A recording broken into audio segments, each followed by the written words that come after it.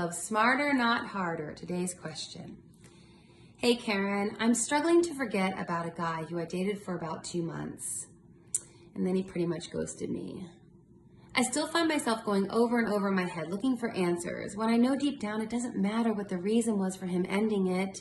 The bottom line is he chose to stop seeing me, so he obviously isn't interested. It's been 8 weeks since he last spoke, and I really don't want to end up spending longer getting over him than the time that I was actually seeing him. I've removed him from social media, and I've tried listening to podcasts. I've listened to your Closure podcast twice. Is there anything else you could recommend me doing?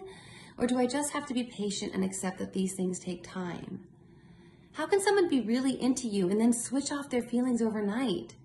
I can't get my head around this and how someone could spend so much time with you and act like you're in a relationship but not develop any true feelings.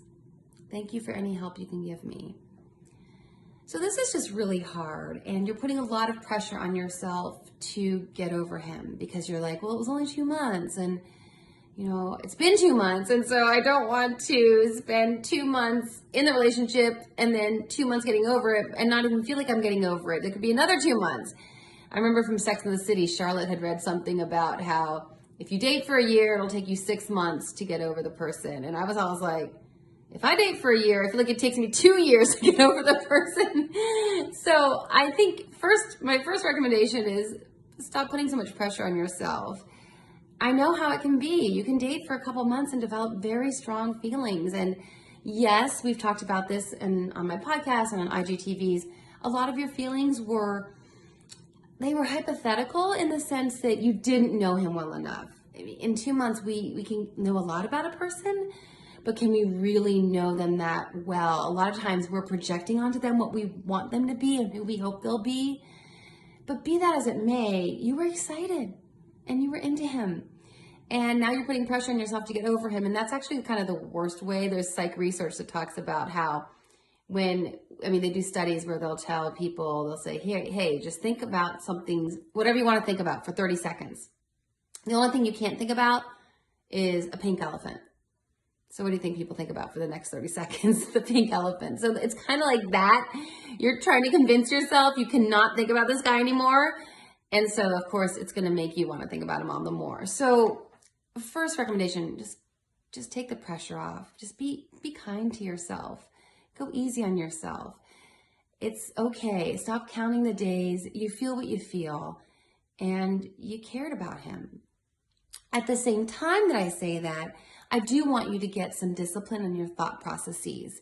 Keep listening to podcasts. Listen to the Closure podcast another 10 times if you need to. When I was in a state like you where I was obsessing about someone and trying to get over someone, I would literally just force myself to expose my mind to anything to distract it. Just distract yourself from obsessing and ruminating, because the obsessing and the ruminating is going to make it worse. So in the midst of going easy on yourself, I also want you to put a little discipline on your thought processes and really harness them. So when you catch yourself thinking about him, just be like, okay, I got to go listen to a podcast, just to disengage your mind from him and re-engage your mind into positive content that's going to help you heal. And the other thing I want you to think about, I don't know if you've read my book, but I have a chapter about how we get in our heads a lot as women. We want to overanalyze. And the last couple questions you left me with, I can't get my head around this. How someone can spend so much time with you and not develop the feelings that you did, right? Or how can they be so into you and then just turn their feelings off overnight? So women like us, we're very analytical, we want to get in there and we're cerebral, we want to figure this out, but all that does is keep us in that ruminating space of obsessing.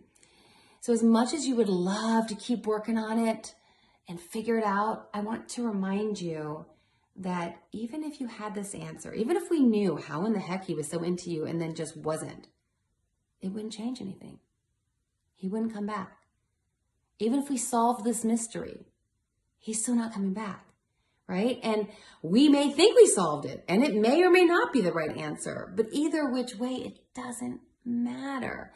So like I said, I talk about this in my chapter in the book, and we women, we waste a lot of neural energy thinking somehow that we can control the situation. Because if I can just figure it out, then maybe I could A, make him come back, or B, make sure this doesn't happen again in the future, right? We want control, which is totally normal, but it really isn't something we can control. People are going to hurt you. People are going to leave for no reason.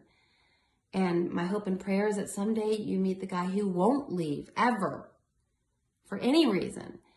But until you meet that guy, there's going to be a lot of other relationships. I hope not so many like I had that were just so many, but you know what I'm saying. Basically, until you meet the one, all the other relationships aren't going to work out. And that's painful and that's hard. But yes, I want you to understand what went on for you. But no, I don't want you to overanalyze what you hypothetically think was going on with him. Because really, A, you'll never know for sure. And B, it won't make a difference anyway. So check out that chapter in my book, Single is the New Black, Don't Wear White Till It's Right. And for anyone who hasn't listened to my podcast on closure, that's what the woman was referring to.